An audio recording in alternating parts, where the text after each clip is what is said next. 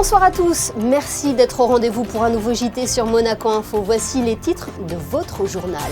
Le prince Albert II est en Italie pour les Jeux Olympiques de Milan-Cortina. Avant le coup d'envoi de ces Jeux d'hiver, le prince souverain a participé à la 145e session du CIO où il a remis les prix Action Climat. Il assistera ensuite à la cérémonie d'ouverture ce vendredi à Milan. Nous aurons l'honneur de recevoir ce soir le directeur musical de cette cérémonie, Andrea Fari. J-200 avant le grand départ de la Vuelta en Principauté, le succès d'un tel événement repose notamment sur ses forces vives et ses bénévoles. Un appel est justement lancé aux volontaires. Christian Tornator nous dira tout dans ce journal. Nous reviendrons également ce soir sur cette rencontre entre l'écrivain David Fuenquinos et des élèves au lycée Régnier 3. Une explication de texte unique autour de son roman Charlotte, primé à plusieurs reprises. Direction Milan pour débuter ce journal où le coup d'envoi des Jeux Olympiques sera donné dans quelques jours. En amont de ces Jeux d'hiver, les membres du Comité international olympique se sont réunis pour la 145e session du CIO. Les prochaines grandes échéances du comité ont été abordées comme les Jeux Olympiques de la jeunesse à Dakar en 2026 ou les JO de Los Angeles en 2028. À l'issue de ces 2 journées de session, Son Altesse Sérénissime le Prince Albert II, en sa qualité de président de la Commission de la durabilité et de l'héritage, a remis les prix Action Climat du CIO. Lancé en 2022, il récompense des athlètes, des fédérations, des comités nationaux olympiques pour leur implication dans la lutte contre le changement climatique, un engagement qui a mobilisé également les organisateurs des Jeux de Milan-Cortina. En parlant de protection de l'environnement, nous avons appris aujourd'hui la nomination de Romain Ciarlet en tant que vice-président de la Fondation Prince Albert II de Monaco. Il succède à Olivier Wenden, qui sera à partir du 2 mars prochain directeur de cabinet du prince souverain. Romain Ciarlet était auparavant directeur exécutif de la Fondation. Il a étroitement œuvré aux côtés d'Olivier Wenden en participant au développement de l'action de la Fondation en matière d'économie bleue. Une passation toute naturelle donc qui exprime une volonté de continuité alors que la Fondation célèbre cette année son 20e anniversaire. À Mexico City, Son Altesse Royale la Princesse de Hanovre, présidente de la Fondation Prince Pierre, a inauguré 2 œuvres de l'artiste Simone Fattal, lauréate du 49e Prix international d'art contemporain. Ces sculptures monumentales en bronze sont exposées au musée Rumex jusqu'au 1er mars. Cette installation dans l'espace public propose une réflexion contemporaine sur la mémoire, le corps et le mythe. J-200 avant le grand départ de la Vuelta à Monaco, cet été la Principauté entrera dans la légende du cyclisme international en accueillant le Tour d'Espagne, un événement sportif d'envergure mondiale suivi par des millions de passionnés. Et vous pouvez en faire partie en rejoignant l'équipe des bénévoles. Une campagne de recrutement a été lancée aujourd'hui. Justement, faisons le point sur ce grand départ de la Vuelta avec Christian Tornator qui est avec nous ce soir. Bonsoir Christian Tornator. Bonsoir Émilie. Ce mercredi 4 février marque un nouveau compte à rebours avant que la Principauté accueille la Vuelta. L'ensemble de vos équipes sont pleinement mobilisées, j'imagine. Comment se passe l'organisation actuellement ? Ça se passe bien, on est encore dans l'expectative, je dirais, des derniers renseignements, parce que nous avons vu il n'y a pas longtemps les organisateurs espagnols, et ils nous ont confirmé certains points, ils nous ont posé des questions sur certains autres points, donc on est en train d'essayer de résoudre tout ça pour arriver à un résultat final qui sera forcément à la hauteur. Est-ce qu'il y a eu des évolutions depuis la dernière présentation du tracé de la Vuelta ? Est-ce que, par exemple, l'actualité du côté du quartier de l'Annonciade a impacté le contre-la-montre ?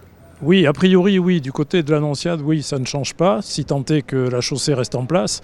Mais en dehors de cela, nous avons une petite modification, même une grande modification au niveau du quartier de Fontvieille. Nous empruntions la rue des Papalins et là nous avons décidé de supprimer le petit morceau qui rejoint la rue du Campanin au boulevard Albert II et on passera désormais par le quai Jean-Charles Ray. Donc ça nous fait une image, et des images peut-être un petit peu plus belles et une modification importante pour les coureurs parce que ça sera beaucoup plus technique, beaucoup plus haché et certainement un petit peu moins rapide que ce qui était prévu, mais c'est dans l'intérêt de tous. Monaco possède une grande expérience dans l'organisation de tels événements. On se rappelle par exemple du grand départ du Tour de France en 2009 ou de la dernière étape de la Grande Boucle en 2024. Oui, absolument. Et c'est pour ça qu'aujourd'hui, à J-200, nous avons décidé de lancer la campagne de recrutement pour les bénévoles. J'en ai croisé beaucoup dans les rues de Monaco et dans les commerces de la Principauté qui m'ont dit « mais quand est-ce que vous commencez ? Quand est-ce qu'on va savoir ?» Et donc on avait déjà décidé, on a fait à J-300 la présentation des parcours. Aujourd'hui, J-200, donc le lancement de la campagne de recrutement de ces bénévoles qui vont prêter leur concours à la manifestation. Et à J-100, je vous réserve encore des surprises, donc soyez prêts. Nous, on est prêts en tout cas. Comment va se passer justement, Christian Tornator, cette campagne de recrutement des bénévoles ?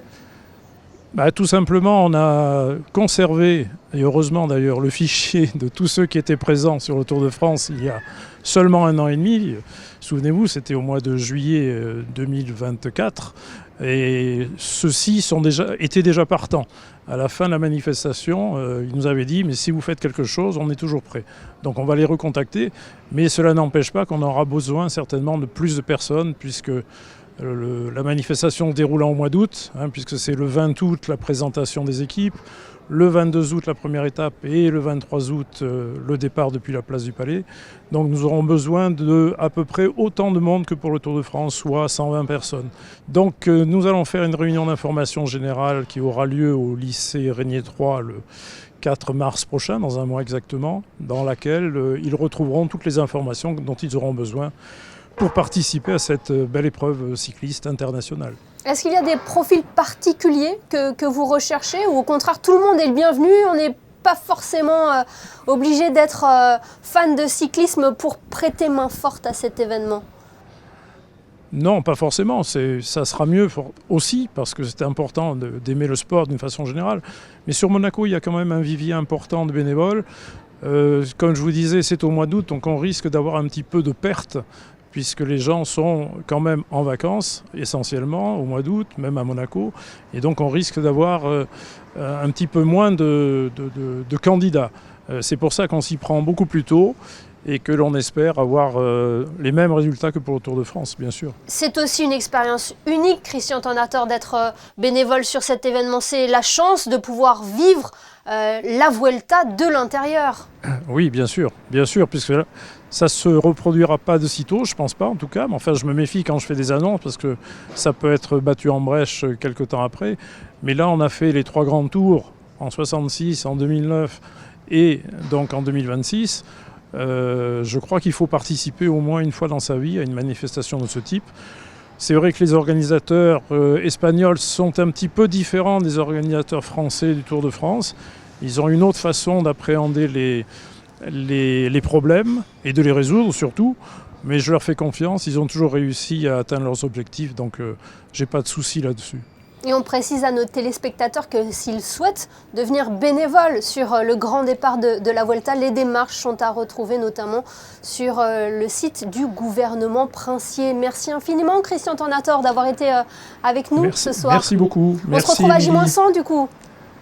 Oui, bien sûr, absolument. À bientôt. À bientôt. En basket, la Roca Team s'est inclinée lourdement 104-87 face à Kaunas en Euroleague. Les Monégasques ont rapidement été débordés par leur adversaire, incapables de trouver la solution pour prendre l'avantage. Ils enchaînent un 4e revers consécutif sur la scène européenne avant un déplacement à Munich demain, toujours en Euroleague. En football, après sa victoire en championnat face à Rennes, l'AS Monaco se déplace à Strasbourg demain pour les 8e de finale de la Coupe de France. Objectif, qualification pour les Rouges et Blancs qui seront encore diminués jeudi. Sébastien Pocognoli devra faire sans Kassoum Ouattara et sans Ansu Fati, touché samedi dernier en championnat. L'entraîneur de l'AS Monaco s'est exprimé sur cette rencontre en conférence de presse d'avant-match. Je vous propose de l'écouter. C'est un match de coupe, donc c'est un match avec une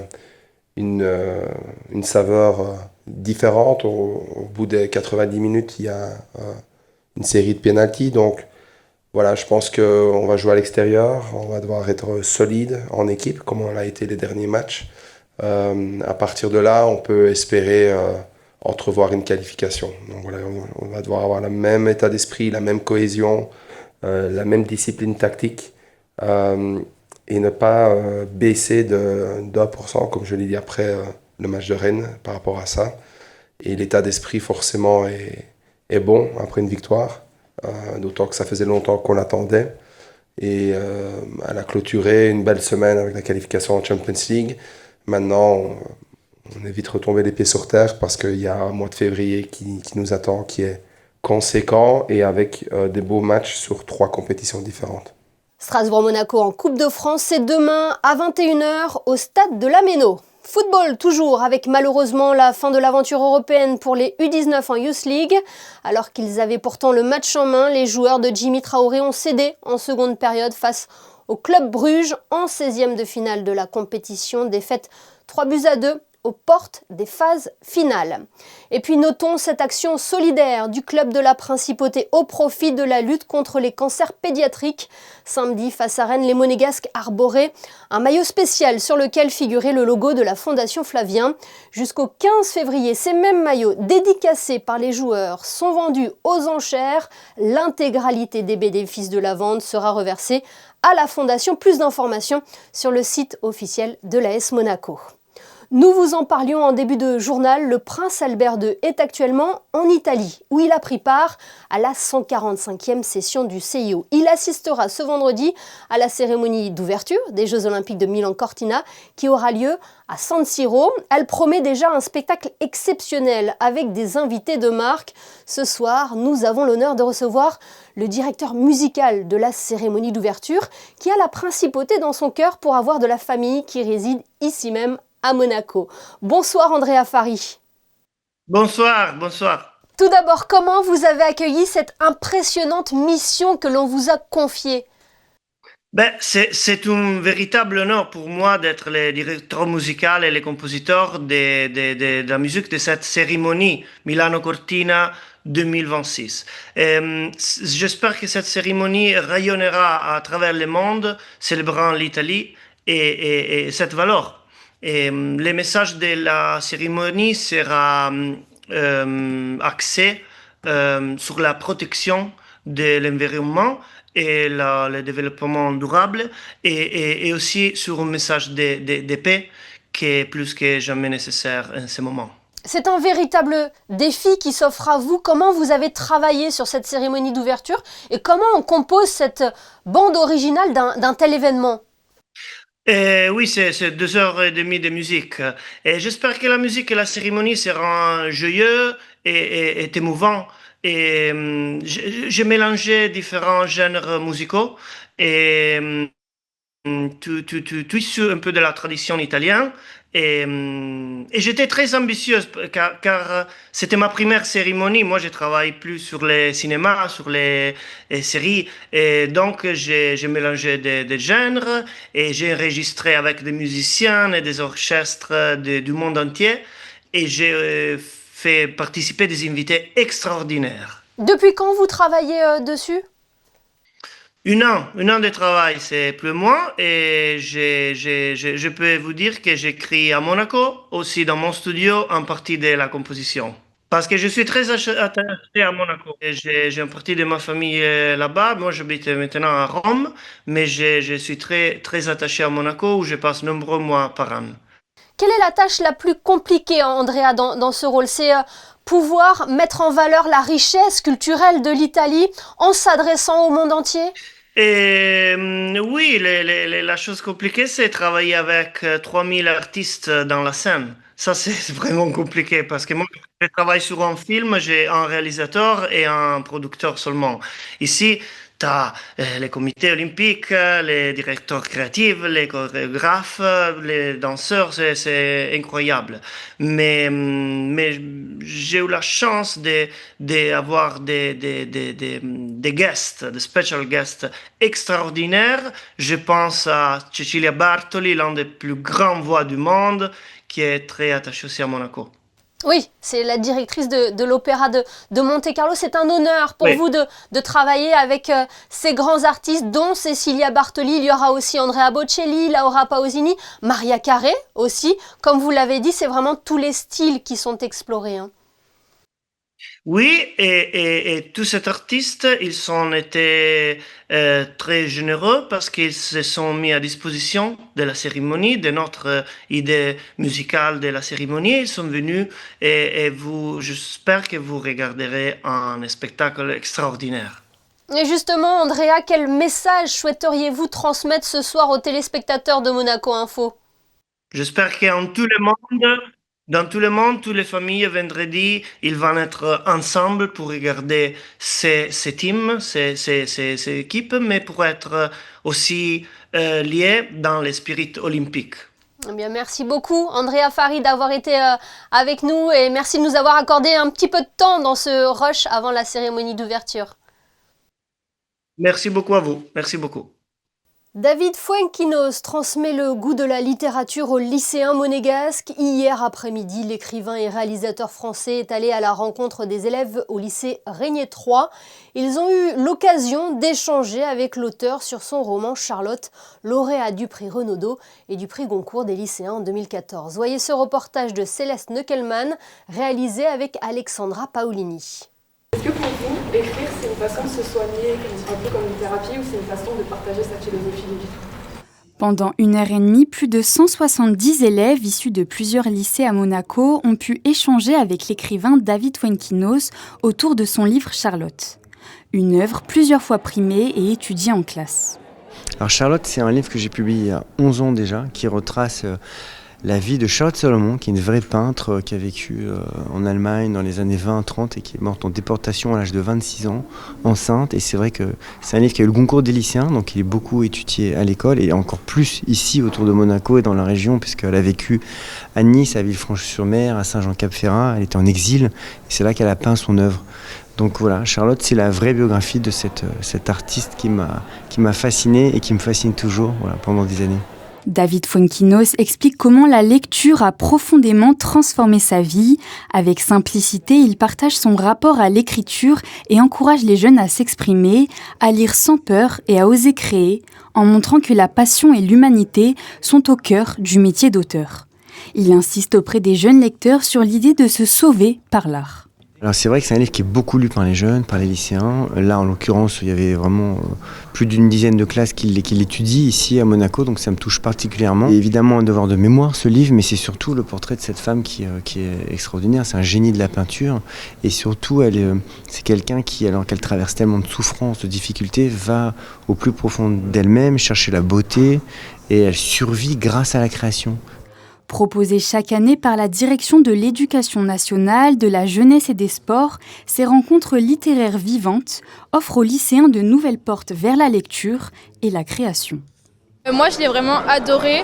Je suis très intéressée par la Seconde Guerre mondiale, vraiment c'est un sujet qui me passionne. Donc quand j'ai vu le livre, je me suis dit direct que j'allais le prendre. Vraiment, il est tellement intéressant et émouvant, vraiment j'ai adoré le lire, c'était vraiment que du bon temps, quoi. J'ai retenu que parfois, les artistes, on connaît beaucoup d'artistes de l'Holocauste, des justement qui se sont fait tuer dans des génocides, mais justement Charlotte, c'est quelqu'un qu'on connaît pas forcément, et pourtant elle a une vie très intéressante. Elle reste résiliente même pendant toute sa vie qui était très compliquée, et pourtant elle continue de faire sa passion. Et moi même je trouve que c'est super parce qu'elle nous encourage à, même pendant des conditions compliquées, de faire ce que nous on aime, et je trouve ça très libérateur. L'auteur il était super gentil, il nous parlait, il faisait des blagues, il voulait nous connaître du coup parce qu'il voulait savoir nos prénoms. Du coup j'ai beaucoup aimé vraiment. Un moment très apprécié par les lycéens, prolongé par une séance de dédicaces et de photos. Quant à l'auteur, il faudra attendre avril prochain pour la sortie de son 21e roman, Je suis drôle. Voilà pour cette rencontre exceptionnelle. Un chiffre à présent, 6. C'est le nombre de ressources en eau dont dispose Monaco. Elles assurent un tiers des besoins annuels de la principauté. Et chaque semaine d'ailleurs, nous vous partageons la météo de l'eau, une ressource précieuse. Et c'est cette réflexion que l'association des femmes leaders de Monaco a souhaité mettre à l'honneur, en réunissant des experts et des décideurs lors d'une conférence qui aura permis de mieux comprendre l'eau pour mieux la préserver. Le reportage de Vanessa Dessy et Alexandra Paolini. Innovation, maîtrise de la production, réutilisation des eaux traitées et gestion fine des réseaux dessinent une stratégie tournée vers l'avenir. Une dynamique collective où institutions, acteurs économiques et citoyens sont appelés à protéger durablement une ressource vitale. À l'initiative de l'Association des femmes leaders de Monaco, la question de l'eau est placée au cœur du débat public. Nous faisons chaque année 5 conférences sur l'environnement, sur la santé, sur les opérations qui sont intéressantes au jour.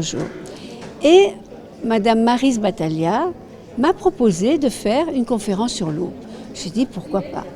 L'eau c'est la vie, l'eau elle nous sert pour tout et on voit dans tous les reportages mondiaux et que partout il commence à manquer d'eau. Et d'ici 20-30 ans on aura de vrais problèmes de manque d'eau. Et ça, c'est primordial, on ne peut pas vivre sans eau. Que tout le monde prend conscience qu'on doit à la fois conserver son eau et surtout ne pas la gaspiller. Ce qu'aujourd'hui, on fait un peu, voilà.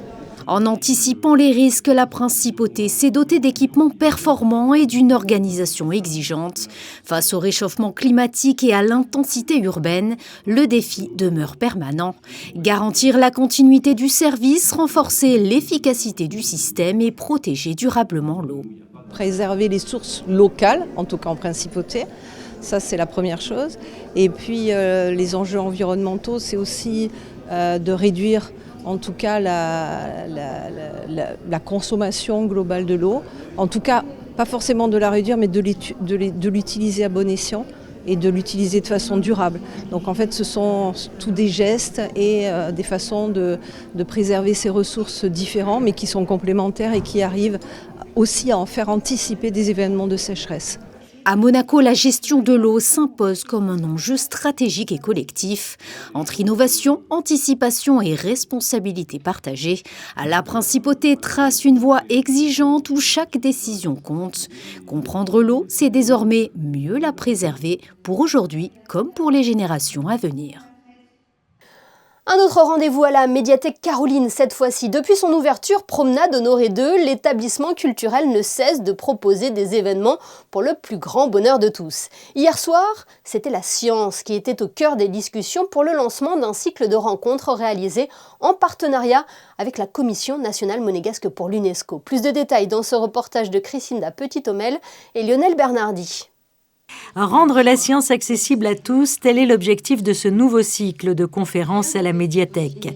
Des rencontres qui auront lieu régulièrement et qui exploreront de grandes questions qui interrogent notre compréhension du monde et de l'univers et qui permettront au public de se familiariser avec des sujets souvent complexes mais toujours fascinants. On est très heureux de pouvoir proposer ce nouveau cycle de conférences Parlons Science, de mettre enfin la science à l'honneur et surtout de la rendre accessible à tous. Et ça ne peut se faire qu'en collaboration avec le Comité national monégasque pour l'UNESCO et surtout l'association Science pour tous 06, qui va nous proposer, grâce à ses chercheurs scientifiques universitaires, des conférences dans différents domaines. On va parler de la transition écologique, de la santé, des sciences humaines en général. Ces conférences sont aussi l'occasion de montrer comment la recherche progresse chaque jour pour lever le voile sur certains mystères et répondre aux nombreuses questions qu'ils suscitent. Et pour ce premier rendez-vous, le regard s'est tourné naturellement vers l'un des phénomènes les plus mystérieux de l'univers, les trous noirs. Longtemps abstraits, ces astres sombres ont fait l'objet de découvertes majeures ces dernières années et continuent de surprendre les scientifiques. Les trous noirs ont été prédit dans le cadre de la théorie d'Albert Einstein, la théorie de la relativité générale. Donc je vais expliquer cela, je vais expliquer comment ils se forment et aussi au cours des décennies, quels ont été les différents indices de leur existence, notamment les derniers qui sont assez récents puisqu'ils datent de cette dernière décennie et qui sont assez remarquables parce qu'on a par exemple pu voir la première image d'un trou noir, notamment le trou noir supermassif au centre de notre galaxie, la Voie lactée. Et on a aussi eu la détection des ondes gravitationnelles, qui sont des sortes d'ondes d'espace-temps qui se propagent dans l'espace et qui nous ont aussi permis d'identifier la fusion de trous noirs. Maintenant, c'est notamment au travers de ce qu'on appelle les ondes gravitationnelles et de l'observation de la fusion de ces étoiles, de ces trous noirs, on est capable d'avoir beaucoup d'informations qu'on ne pouvait pas avoir avant sur l'univers. Parce qu'avant, on ne pouvait observer que les choses qui étaient visibles, et les trous noirs, par définition, on ne peut pas les voir. Mais on peut entendre leur fusion. Et donc ça nous renseigne énormément sur l'univers, sur les galaxies, sur leur composition, sur leur évolution. Et donc ça nous apporte énormément de choses. Oui. Un cycle de conférences qui propose donc un moment d'échange et de découverte, une invitation pour nourrir la curiosité et questionner notre compréhension de l'univers tout en cultivant nos connaissances. Ce journal est à présent terminé. Merci de votre fidélité. Dans un instant, les prévisions météo suivies des sorties cinéma de la semaine. Et n'oubliez pas, à partir de vendredi, suivez en direct la Coupe Davis sur notre antenne. Monaco tentera d'aller chercher sa place dans l'élite face au Kazakhstan. On se remémore ce soir les dernières rencontres des Monégasques avec les photos de fin de JT. Passez une excellente soirée et à demain, 19h, pour une nouvelle édition.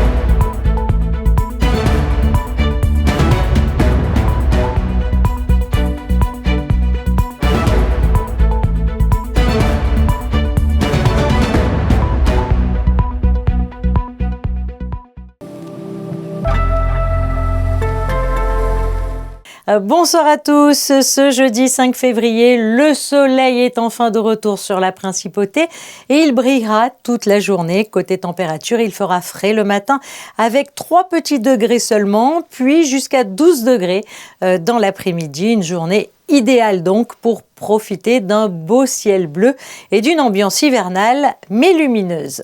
Et puis sinon, ce jour-là, nous fêterons la Sainte Agathe. Alors, petite anecdote, Sainte Agathe est la patronne des volcans et des pompiers en Sicile. Là-bas, on dit qu'elle protège des éruptions.